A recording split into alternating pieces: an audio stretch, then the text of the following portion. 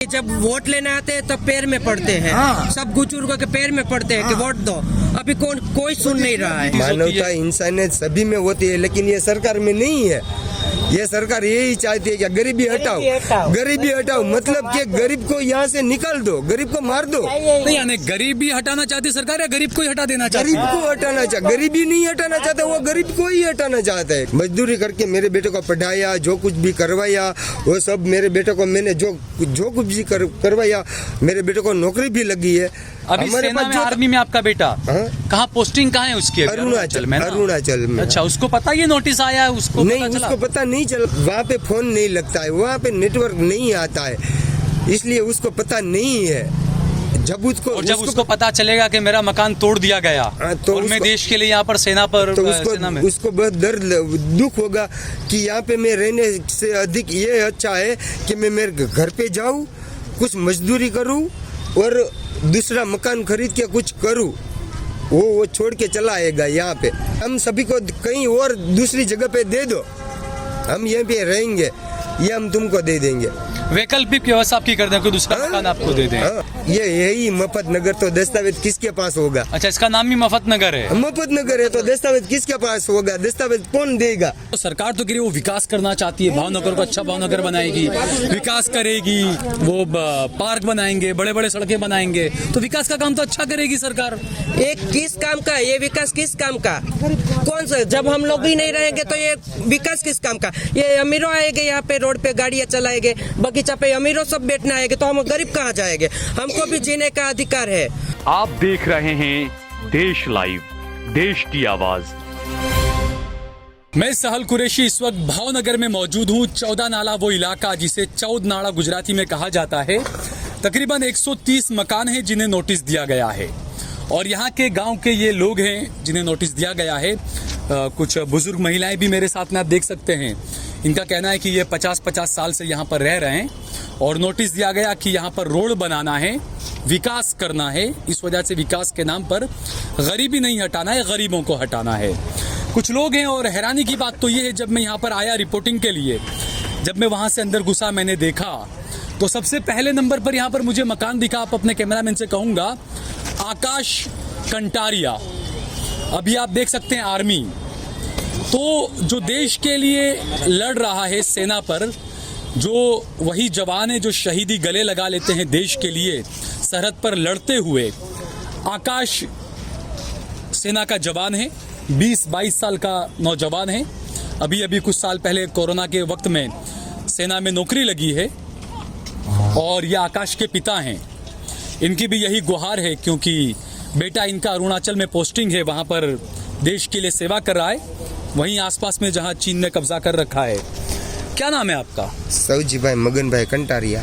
अच्छा, आप कितने साल से रहते हैं यहाँ पर? हम यहाँ 40 से 50 साल तक यहाँ से रहते हैं।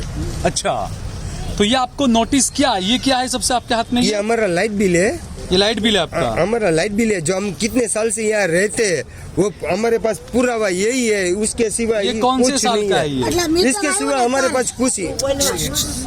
ये 1994 से पहले हमारा मकान यहाँ था, बिजली नहीं थी। जब हमारे घर में बिजली नहीं थी तब से हम यहाँ पे रहते थे। फिर हमने जो गुहार लगाई कि हमको बिजली दो, तब हमने कॉर्पोरेशन ने बिजली दिलवाई थी, सरकार ने हमको बिजली दी थी। वो 94 का बिल हमारे पास है। फिर अभी वो बोलते हैं कि हम तुम्हारा मकान गिरा देंगे। जो हमने कमाया, जो कुछ भी किया, हमने मजदूरी की है। मैं जो कुछ करता हूँ वो मैं बेलदारी करता हूँ, काम करता हूँ, मजदूरी करके मेरे बेटे को पढ़ाया, जो कुछ भी करवाया, वो सब मेरे बेटे को मैंने जो कुछ भी करवाया, मेरे बेटे को नौकरी भी लगी है। लेकिन अभी सेना में, आर्मी में आपका बेटा कहाँ पोस्टिंग कहाँ है उसकी? अरुणाचल में। अच्छा, उसको पता ये नोटिस आया है? उसको नहीं, उसको पता नहीं चला है। उसको मैंने बताया था, लेकिन वहाँ पे फोन नहीं लगता है, वहाँ पे नेटवर्क नहीं आता है, इसलिए उसको पता नहीं है।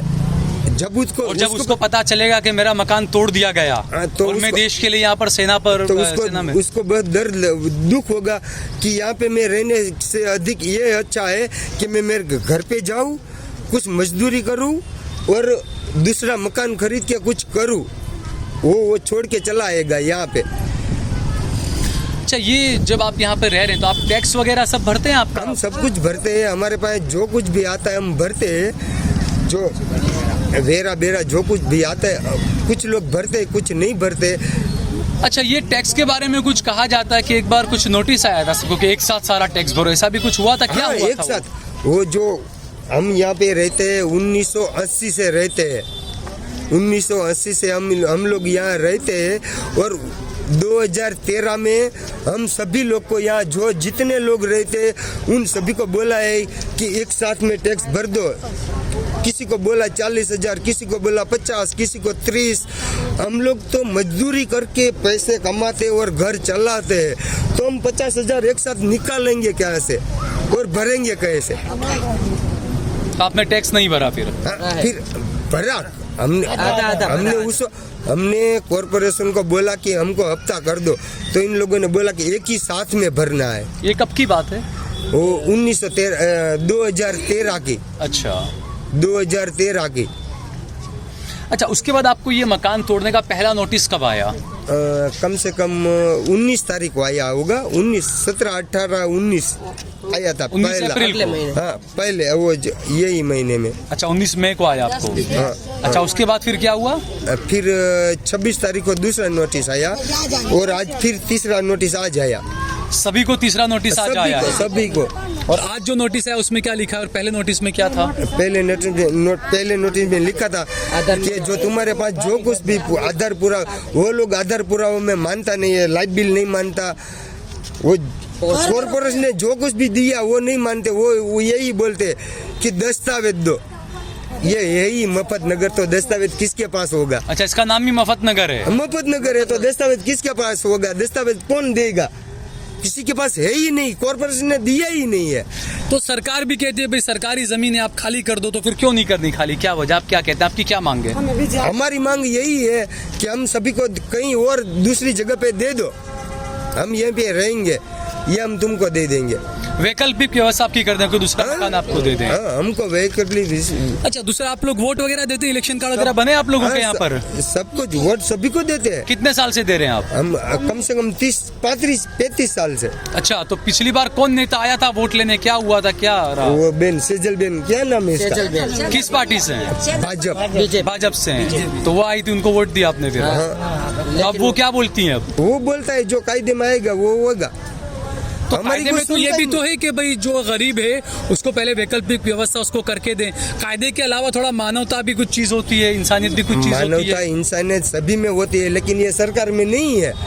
ये सरकार यही चाहती है कि गरीबी हटाओ, गरीबी हटाओ, मतलब कि गरीब को यहाँ से निकाल दो, गरीब को मार दो। नहीं, यानी गरीबी हटाना चाहती सरकार या गरीब को ही हटा देना चाहती? गरीब को हटाना चाहते, गरीबी नहीं हटाना चाहते, वो गरीब को ही हटाना चाहते हैं। गरीबी नहीं हटाना चाहते, वो सिर्फ गरीब को ही हटाना चाहते हैं। गरीब को नाश करो बस। गरीब नहीं चाहिए हमारे देश में, गरीब नहीं चाहिए, गरीबी नहीं, गरीब नहीं चाहिए।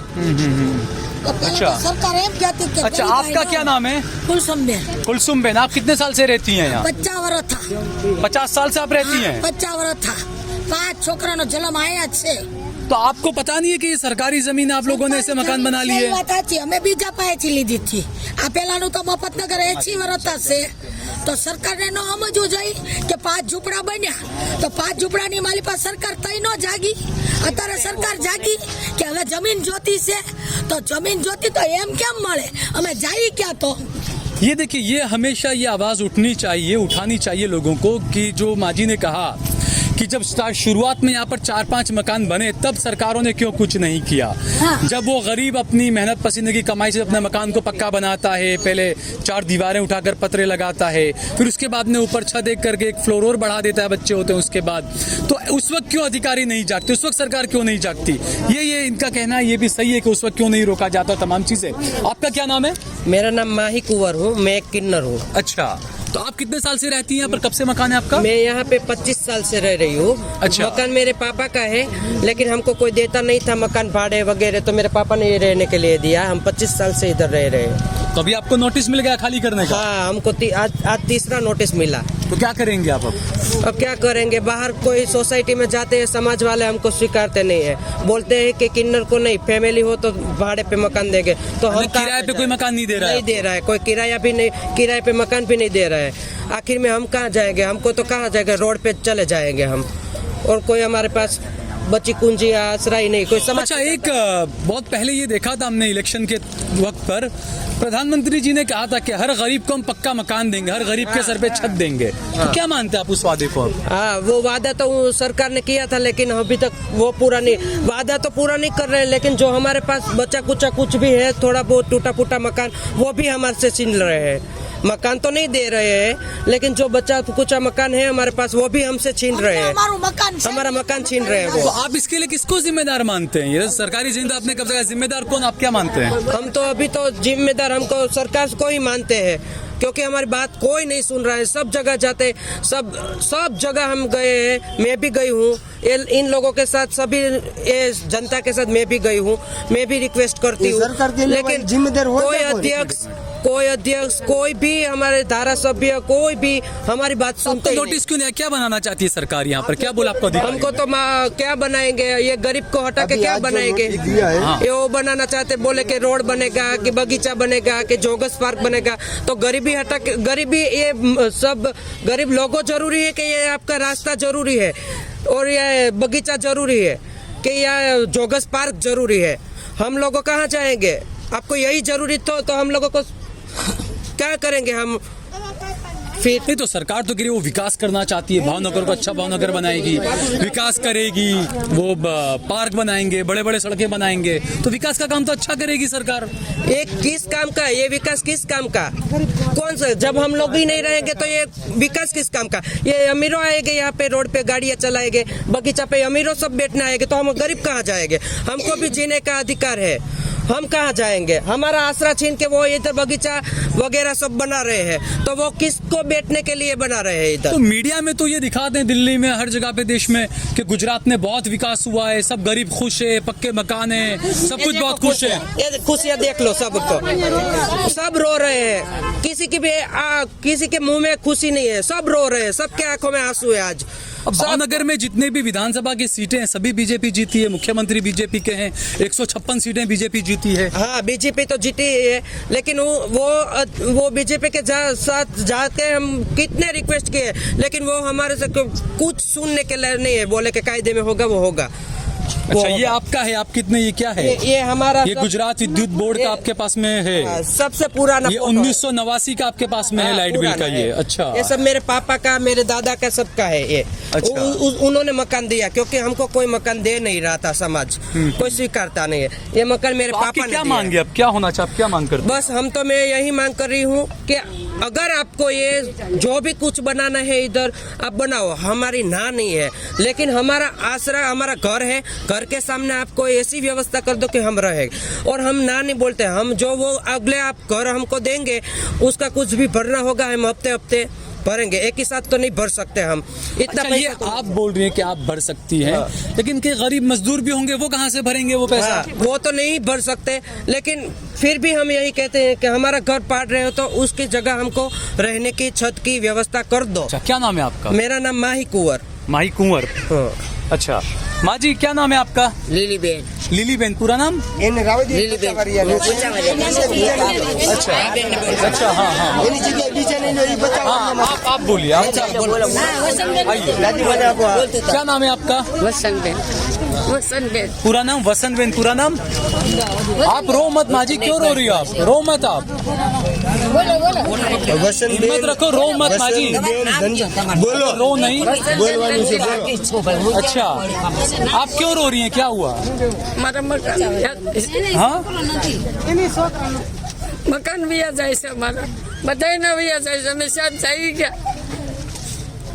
हमारे पास दीकरो नहीं, बच्चा बेटा नहीं है आपका कोई? ना, एक लड़की मेरी पगी है, 3 लड़की है। इसका पति क्या करते हैं? मजदूरी करते हैं। तो मकान नहीं है आप, बस ये मकान यही आपका, और कोई है नहीं? बेटे बेटे कोई नहीं आपके? तो अब कहाँ जाएंगे आप? जब मैं बुलडोजर चल जाएगा तो कहाँ जाएंगे आप? क्या जाएगा? मर जाएगा। नहीं मरना तो कोई समाधान नहीं होता ना माजी। तो सरकार ने समझવું જોઈએ ને કે આ और एक तो લોકોને कोई मर भी गया ना आपके यहाँ पर हार्ट अटैक से। આ બધાયને મકાન આપો, સરકારને એટલી વિનંતી કરી છે કે મત જોતા હતા તો અમને પગે પડતા હતા क्या સાહેબ। क्या हिंदी में बोलिए, आप क्या बोल रही हैं आप? वो बता रहा है हाँ क्या वो सब वो ऐसे बोलता है कि यहाँ जो ये इसकी वोट मांग के लिए है कुछ कि- बोल रही है। हाँ, वो उसकी एक ही मांग है कि यहाँ के जो लोग है जिसके बच्चा नहीं है ये सिर्फ- जो बोल रहे हैं वो बताओ, ये क्या बोल रहे वो हैं? ये बोल रहे हैं, वो माँ जी अभी ये बोली कि जब वोट लेने आते हैं तब पैर में पड़ते हैं, सब बुजुर्गों के पैर में पड़ते हैं कि वोट दो। अभी कोई सुन नहीं रहा है, वो ये बोले वो माँ जी। तो कई लोग तो खुश होते हैं बुलडोजर की कार्रवाई से, भाई योगी बाबा का बुलडोजर है, मोदी बाबा का बुलडोजर है, अच्छा है बुलडोजर चला, लोग तो खुश होते हैं। अरे योगी बाबा बुलडोजर चलाते हैं, वो तो किसके लिए चलाते हैं? जो बड़े बड़े महान डॉन है उसके लिए योगी बाबा। आप डॉन हो आप? हमारे क्या यहाँ आप कोई भी डॉन डॉन? है?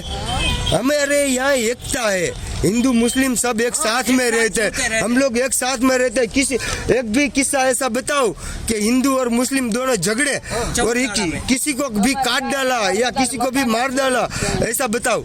हम हिंदू मुस्लिम सभी एक साथ में शायद रहते ये हैं। एकता आपकी पसंद नहीं आ रही लगता है लोगों को। हमारी एकता ही है, हम ये एकता से आपकी रहते एकता हैं। लोगों को पसंद नहीं आ रही है। हाँ नहीं आ रही है।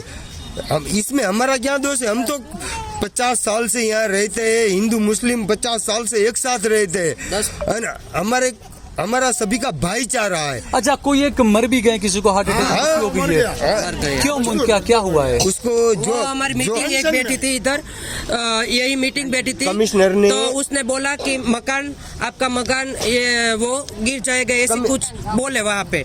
कमिश्नर का ऐसी सुनवाड़ी आई, कमिश्नर की ने बोला सुनवाड़ी कि आई। अभी 5 बजे फुलडोजर आने वाला आने वाला है। है, कमिश्नर आपका ने मकान बोला गिर कि अभी जाएगा। 5 बजे फुलडोजर आने वाला है तो सदमा- और तुम्हारा सब सदमा लग गया।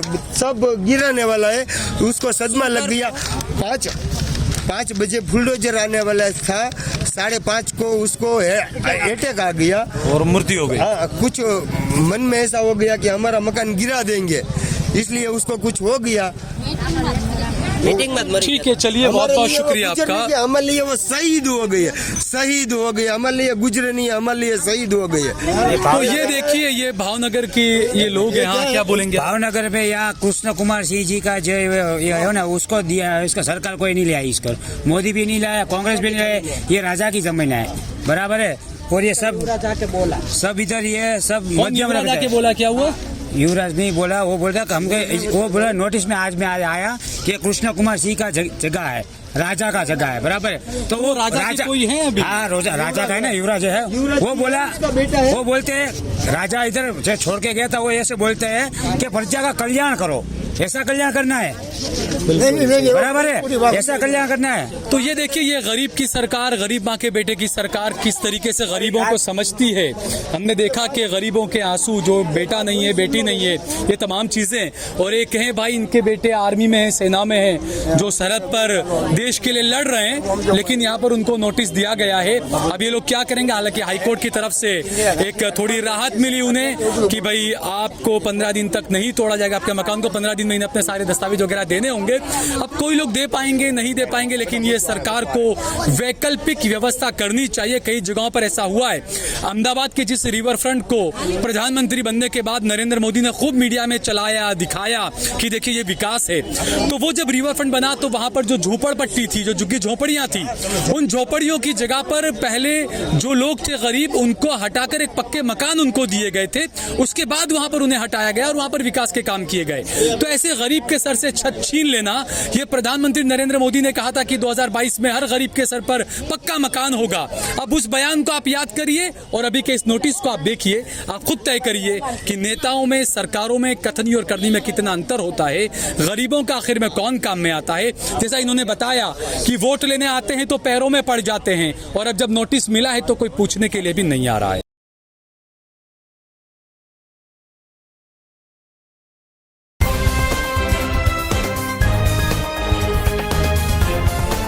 देश और दुनिया की तमाम छोटी और बड़ी खबरों के लिए हमारे चैनल को सब्सक्राइब करना न भूलें और बेल का बटन जरूर दबाएं।